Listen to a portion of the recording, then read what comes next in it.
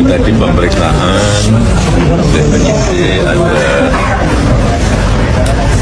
45 pertanyaan, yang 35 sudah pertanyaan yang lalu tapi direview kembali, dan yang baru 10 pertanyaan, dan semuanya saya jawab sesuai dengan yang saya tahu, yang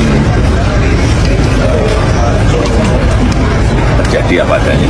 Boleh disebut apa saja pertanyaan yang baru itu? Yang baru tadi mengenai Mas Dian Sandi, apakah kenal,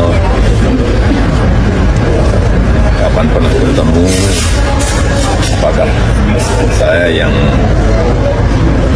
meminta untuk memposting ijazah saya. Semuanya saya jawab bahwa saya bertemu di rumah saat Mas Dian Sandi silaturahmi dan meminta maaf karena telah memposting ijazah S1 saya. 1 menit, insya Allah Bapak dan Ibu, kita sama-sama mendukung apa yang disampaikan oleh para purnawirawan. Dan hari ini 78 tahun yang lalu itu adalah bergabungnya atau diresmikannya Tentara Rakyat Indonesia menjadi TNI. Hari ini tepuk tangan untuk para senior kita. Jadi hari ini bersejarah, dan insya Allah setelah itu kita akan bangga bersama-sama menggunakan ini. Adili. Kita jangan pernah mundur. Bang Resmon naik aja dulu. Enggak, kita biar semangat. Ya. Jadi kami berdua dan tadi Dr. Tifa tidak akan pernah mundur, dan insya Allah Tuhan yang Maha Kuasa, Allah Subhanahu Wa Taala bersama kita. Terima kasih. Merdeka. Merdeka. Tambahan Pak. Pesan saja kepada Pak Prabowo Subianto, jangan ragu-ragu untuk mencopot Kapolri itu. Rakyat bersamamu. Saya 2019 pendukung fanatik Pak Prabowo Subianto. 2024 tidak Pak. Karena apa? Yang di sampingnya. Dan saya diminta oleh tim di PK di sengketa Pilpres, saya menolak Pak Prabowo Subianto untuk menjadi ahli di MK karena yang di sampingnya Pak, dan asam sulfat itu. Nah, setelah Bapak ganti Kapolri itu Listio Sigit Prabowo, gantilah dengan jenderal yang berhati Garuda.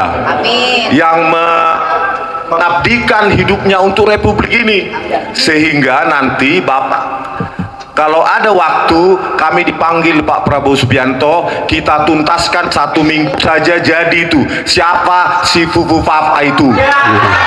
Kita tahu betapa kecilnya otak Joko Widodo. Karena itu yang dia pikirkan cuma uang, kekuasaan. Karena otaknya kecil. Maka karena itu kita susun rencana supaya otaknya yang kecil itu yang kita ketapelin terus-terusan. Halo teman-teman, kembali lagi bersama saya di channel ini. Salam NKRI harga mati. Teman-teman, pada kesempatan kali ini kita melihat sebuah cuplikan video yang sangat menarik. Ini membuat kita sebagai rakyat Indonesia makin semangat dan juga mendorong mereka yang berada di garda terdepan untuk membongkar keaslian dan keabsahan ijazah Joko Widodo yang diduga palsu oleh timnya Roy Suryo dan rakyat Indonesia, ya, mempercayakan hal itu terjadi.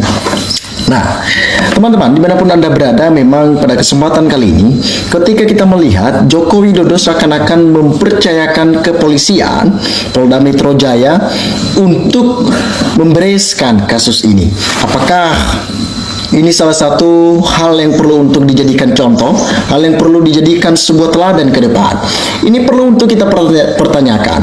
Nah, pelan-pelan munculnya orang-orang yang membela Jokowi, misalkan Andi Azwan dan juga pengacara-pengacara Otto Hasibuan dan berbagai macam orang-orang yang membela Jokowi.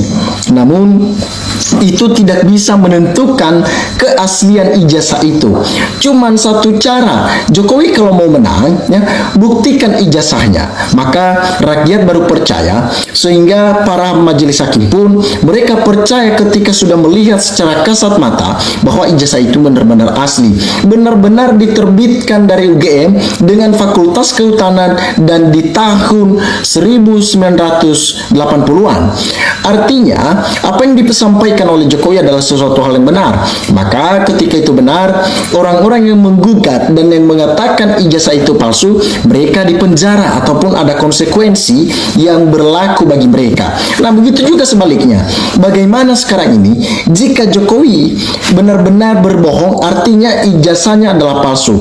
Selain dari ijazahnya palsu, ya, mungkin ada konsekuensi dan sanksi bagi beliau yang memang artinya melanggar aturan. Tidak hanya itu juga, artinya dalam pencalonan selama menjadi wali kota, gubernur, presiden, dia telah membohongi rakyat Indonesia. Nah, itu juga salah satu aturan-aturan yang dimana Jokowi nanti akan dihakimi. Sampai saat ini teman-teman, Jokowi tetap ngotot yang mengatakan bahwasanya ijazah itu asli. Apakah dengan mengatakan ijazah itu asli, itu akan membuat rakyat meyakinkan bahwa itu benar pihak Jokowi? Apa yang disampaikan oleh ternak-ternaknya benar? Tidak seperti itu ceritanya, bos. Tetapi cara mainnya seperti ini. Ketika Jokowi mengatakan hal itu, buktikan juga apa yang menjadi data yang dapat dilihat secara kasat mata. Tidak hanya menyampaikan pendapat, tidak hanya menyampaikan kalimat. Karena dengan menyampaikan hal seperti itu, kita dapat saja ya semena-mena mencari kemenangan, mencari pembelaan. Ya, tidak ada maling yang mau jujur. Itu ceritanya. Nah, kalau saat ini rakyat sudah mulai muak dan kapok, mungkin dengan berjuta-juta rakyat Indonesia, itu salah satu doa yang membuat Jokowi kena karma. Inilah yang tidak ditakutkan oleh Jokowi, karena reputasi bagi Jokowi itu sangat penting. Reputasi bagi keluarga Jokowi itu yang hal yang paling diprioritaskan. Pernyataan Bapak Jokowi seperti orang yang tidak paham istilah di dunia pendidikan. Mata kuliah disebut mata pelajaran, ijazah sarjana disebut ijazah universitas. Selayaknya dan seyogianya jika Jokowi benar-benar jiwa idealisme dan juga benar-benar patriot, gentleman, memiliki jiwa yang begitu peduli terhadap negara ini, sedikit pun tidak membiarkan anak-anak bangsa gaduh akan hal ini. Dia tidak akan membiarkan adanya suatu pertengkaran. Dia tidak membiarkan adanya suatu perdebatan merugikan negara. Jika dia peduli kepada rakyat Indonesia, tidak menciptakan isu-isu yang dimana di sana sini membuat sebuah gejolak-gejolak sehingga memicu suatu pertingkaian tadi. Caranya apa untuk menyelesaikan hal itu? Terlepas dari semuanya itu, ya tetap balik ke laptop, yaitu Jokowi menunjukkan ijazahnya. Apakah dengan gimmick-gimmick yang selalu dibangun oleh ternak-ternaknya Mulyono itu dapat meyakinkan rakyat Indonesia, dapat meyakinkan timnya Roy Suryo? Tidak bisa. Miris rasanya ketika tim Roy Suryo dengan udah berbulan-bulan, hampir bertahun-tahun mereka memperjuangkan hal ini, masa seakan-akan mereka mundur. Tidak mungkin, karena mereka sudah mengetahui betul bagaimana perjalanan ijazah itu.